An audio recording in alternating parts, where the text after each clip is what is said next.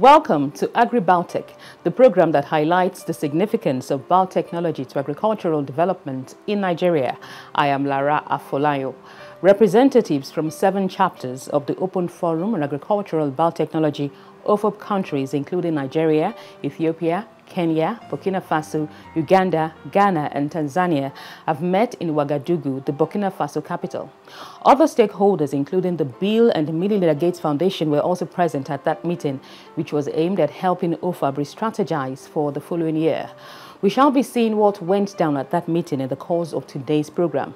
The OFAB Africa Media Awards was also held on the sidelines of the annual review meeting.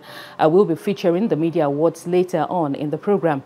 At this point, I bring you trending news in agricultural biotechnology in parts of the world. The Savannah Agricultural Research Institute of the Council for Scientific and Industrial Research at Yankpala in Ghana's northern region has introduced a new technology to boost yam production in the country.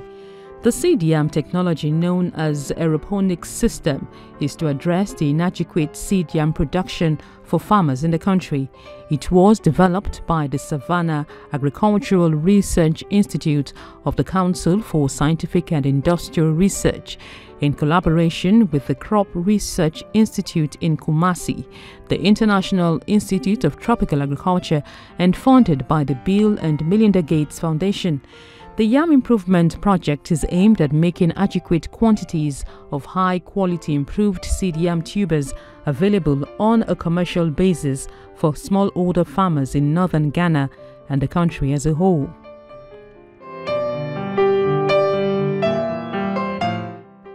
The Beijing Summit of the Forum on China-Africa Cooperation has focused on helping Africa achieve food security by the year 2030.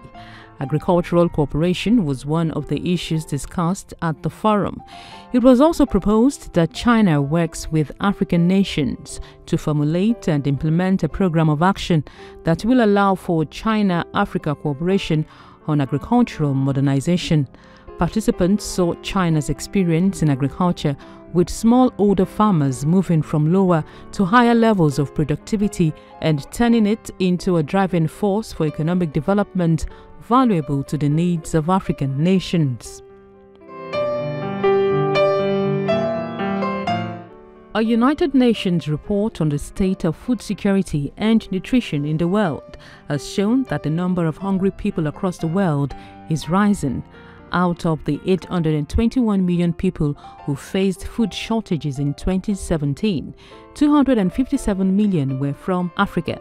The report shows that world hunger rose for the 3rd consecutive year, fueled by conflict and climate change. It also indicated worsening hunger in South America. The UN warned that the steady rise is fast jeopardizing the global goal to end hunger and malnutrition by the year 2030.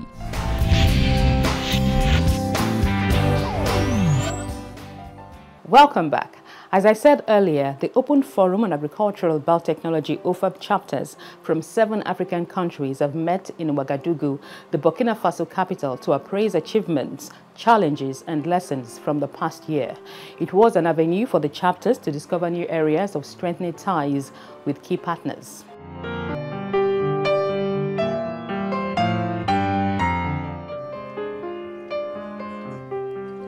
The Open Forum on Agricultural Biotechnology OFAB's annual planning and review meeting, representatives from the platform's chapters of Nigeria, Uganda, Tanzania, Ghana, Burkina Faso, Ethiopia, and Kenya are all here alongside their partners. The motive is to assess performance of the previous year and chart a new course going forward on the promotion of the use of biotechnology for agriculture on the continent. We all know that Africa's agriculture is performing below its potential. The major causes are poor quality seeds, poor soils, climate change, pests and diseases, inadequate mechanization, and unpredictable enabling policy environment, among others.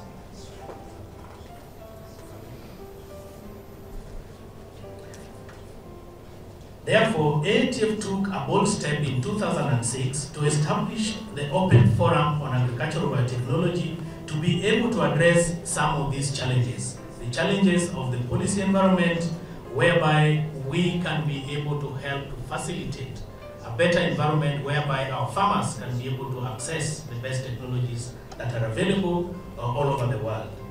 The talk centered on challenges of food production and how improved technologies like biotechnology could help address them. We're optimistic around the potential and the opportunity that's present in Africa and around the world. When we come together as a community to be able to tackle big challenges, so much is possible, and so much is out there for us to be able to achieve, but it takes a community to be able to get there and to be able to do that. When we think about the challenges moving forward, we know that when we look at the amount of projected population growth around the world, by 2050, we're expecting a little over 2 billion people added to Earth. The vast majority of that new population growth will actually occur in the continent of Africa.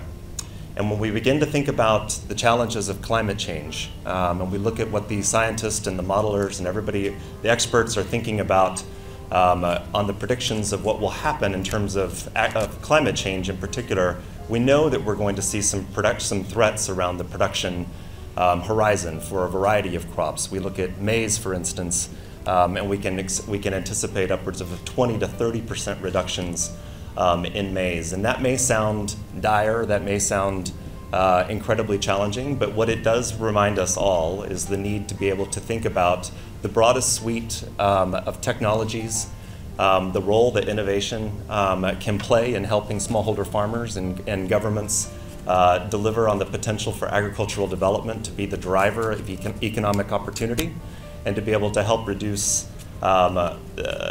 the associated challenges that we will have in terms of food production, food security.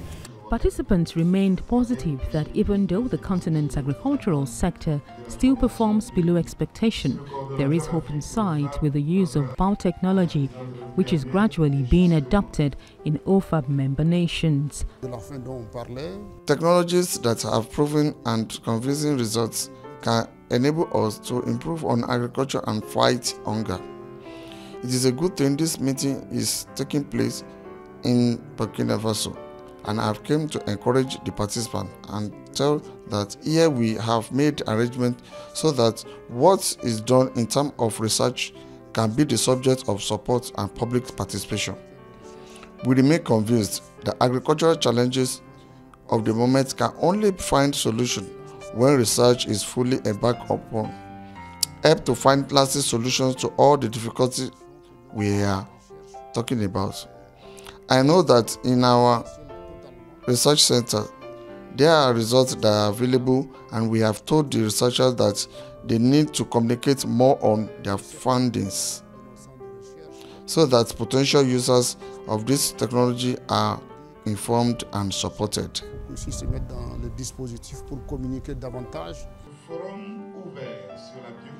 Discussions at the meeting also featured experience-sharing talks amongst OFAB chapters and lessons learned so far, as well as opportunities for improved collaboration between development partners, the private sector, and the media. The draft OFAB strategy 2019 to 2023, a part of the stakeholder consultation process, was also jointly validated.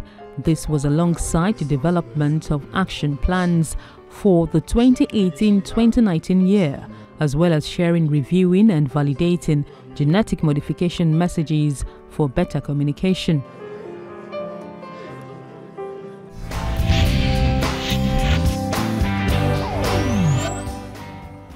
Next on AgriBiotech, Senior Program Officer of the Bill and Melinda Gates Foundation, Brantley Browning, shares his thoughts on the use of innovative technologies for agricultural development in Africa.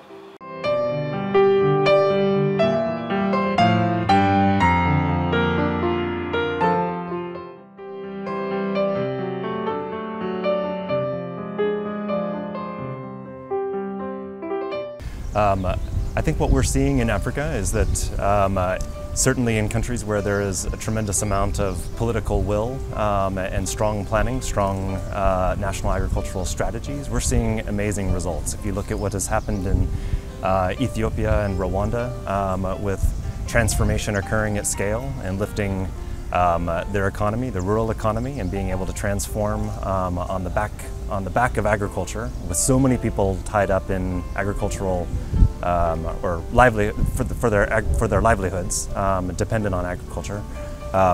When we see that the greatest number of them are participating and being able to realize the potential for agriculture to boost their productivity and to be able to connect into markets and to be able to sort of use the profits to be able to reinvest back into their home, into their health, into their children, you see tremendous opportunity in terms of being able to move the needle, if you will, at scale, and to be able to see improvements in economic growth, opportunities around job creation as the rural sector begins to take off. So we're optimistic. We know that there's many challenges and it's not easy, but we're optimistic fundamentally.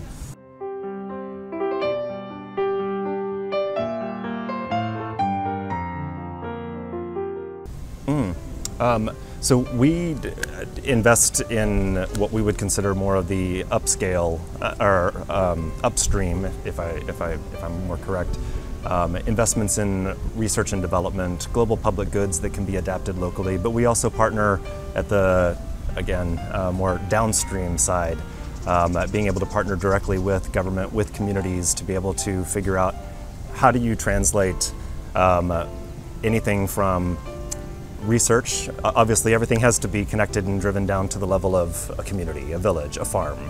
So how do you translate better policies, improvements in seed, functioning markets? How do you get all of those things to work at the level of an individual farm to be able to help a smallholder farmer to be able to be as successful as possible. And so we do that in partnership with government, we do that in partnership with the private sector, and with civil society as well.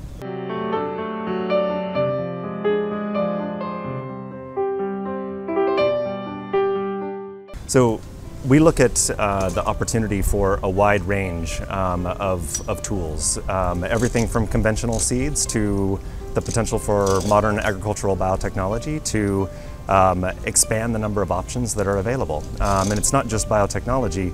Like I said a little bit earlier, we need the entire system moving in the right direction, and that's everything from better extension, access to information, whether it's new tools and technologies, or just being able to connect to functioning markets so that smallholder farmers can get the best price for their product. So it's not just one thing, it's a range of things, but we very much support the expansion of tools and solutions that are appropriate, localized, and if governments are willing to embrace the technology, we stand ready to be able to partner with them and to be able to support them in their ambition.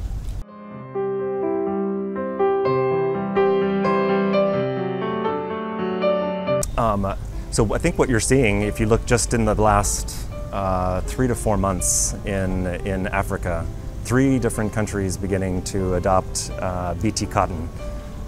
Nigeria, Ethiopia, and I think Swaziland, or Eswatini, more correctly.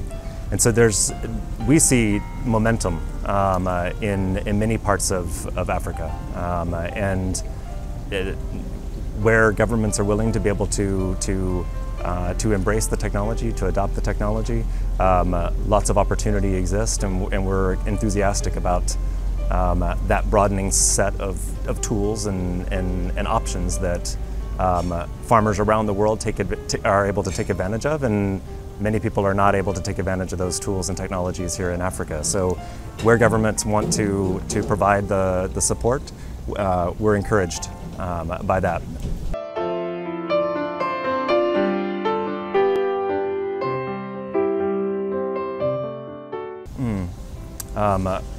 Well, I think will very much depend on how quickly the amount of seed is able to be multiplied, and then of course to be able to be accessible and delivered to smallholder farmers. As with any new technology or new seed, it does take a while for the expansion of that, the adoption of it, the scale of that. But I think what you've seen in many parts around the world, when a seed is effective and confers those kinds of benefits, strong benefits, perhaps better benefits than what's available via other seed varieties that are commercially available, you begin to see that the farmers are smart, and if it's working for them and they see the benefits, they tell their neighbors and their friends, and you begin to see that word of mouth, coupled with extension and support, be able to take up and scale.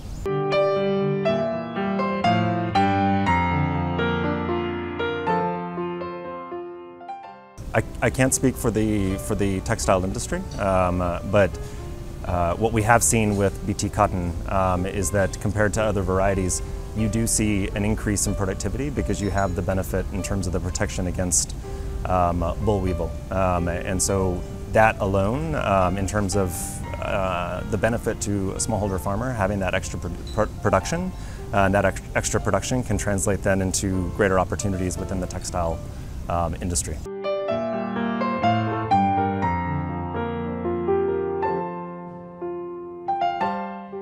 Well, I think as with any new technology and innovation, it takes time for, we've seen that throughout history. It takes time for people to get familiar, to get accustomed. I think we need to have a strong conversation that is rooted around the science and the evidence base. And you can look to many examples around the world where that is, or you can look to the academic community, the thousands of publications, peer-reviewed publications that have been out attesting to not only the safety but also the efficacy. I think the extent to which there is the chance for a rational debate that is centered on the evidence base benefits everyone.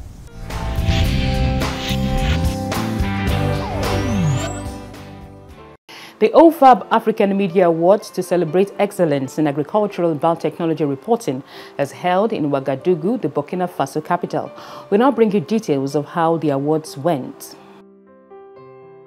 The second annual OFAB African Media Awards, an award ceremony organized by the Open Forum on Agricultural Biotechnology OFAB with the support of the African Agricultural Technology Foundation AATF. It is designed to celebrate excellence in science journalism. As AATF, we are proud and honored to celebrate journalists and the critical role the media plays in promoting evidence-based reporting on agricultural biotechnology. AATF is a non-profit organization that facilitates and promotes partnerships for the access and delivery of appropriate agricultural technologies for sustainable use by smallholder farmers in Africa. Facilitates quality engagement, and I will emphasize that, quality engagement on benefits of modern agricultural biotechnology among shareholders in addressing global challenges like climate change, food security, and pests and diseases, among others. We believe that journalists have a vital role to play in promoting awareness and the adoption of agricultural biotechnologies, which can greatly improve Africa's chance of achieving food security and improving the livelihoods of smallholder farmers and economies of the African countries. This can only be done by adopting favorable policies that support agricultural development for economic growth. A vital role played by the media in championing biotechnology as one of the solutions to Africa's food security challenges. Annually, these awards recognize the critical role played by the media in promoting constructive dialogue on modern biotechnology through responsible, and I will use those words because they matter a lot, through responsible, professional, ethical, and effective reporting. The main reason why we are here today is to celebrate our journalists. Why do we do so? Why do we do that? We do that because in the biotech environment, the media plays a very critical role. And the role that they play is of disseminating information, educating the public about this very controversial technology that is made controversial but should not be. But if our journalists do not explain this to the communities, to the people, to the policymakers like yourselves, then the decisions that will be made will not be able to put the right technologies into the farmers' hands. And what we need is for our farmers, like the farmers all over the world, to also benefit from these innovative and beneficial technologies. Technologie en particulier. The Media Award is a good idea.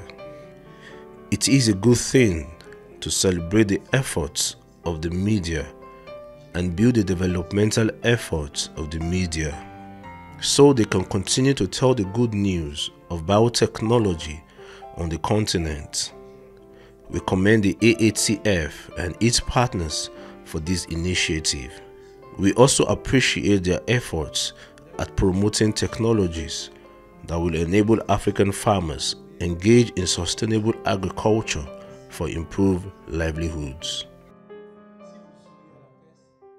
Winners from the preliminary stage of the award from television, radio, print and online categories, which earlier took place in Nigeria, Uganda, Tanzania, Ghana, Burkina Faso, Ethiopia and Kenya, are all represented here. There was a lot of suspense in the air as all the nominees for this stage, who previously emerged winners in their respective countries, were given recognition certificates.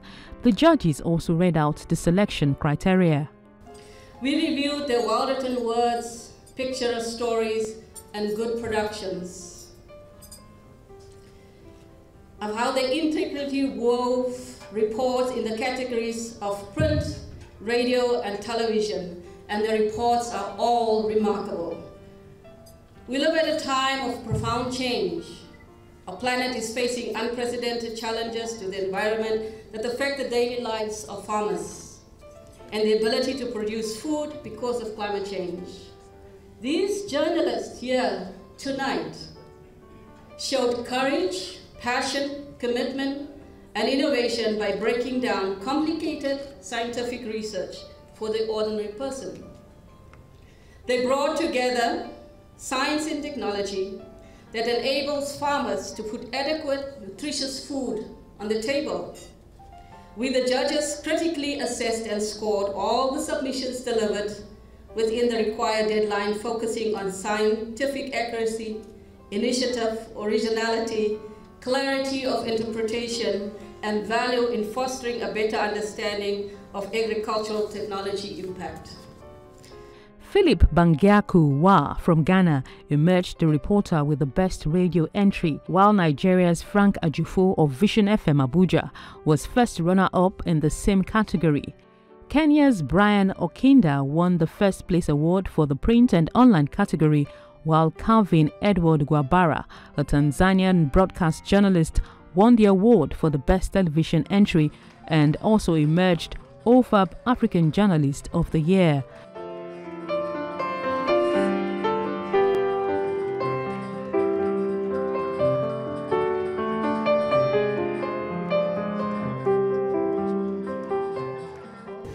I've been working hard. My history background, my family is a agricultural family.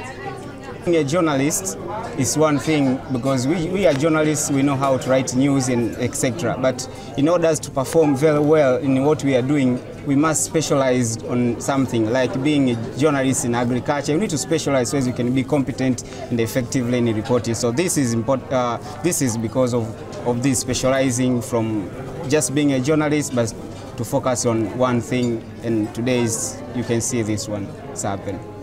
TVC News Omolara Folayo emerged the OFAB African Journalist of the Year and reporter with the best TV entry in Kampala, Uganda last year.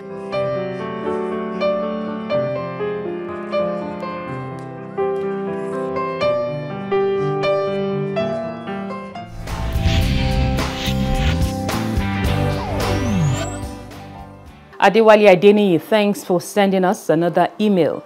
You want AgriBiotech to help you with areas you could propose for research in biotechnology that will allow you obtain grants or scholarships. The Open Forum on Agricultural Biotechnology has a response to that email.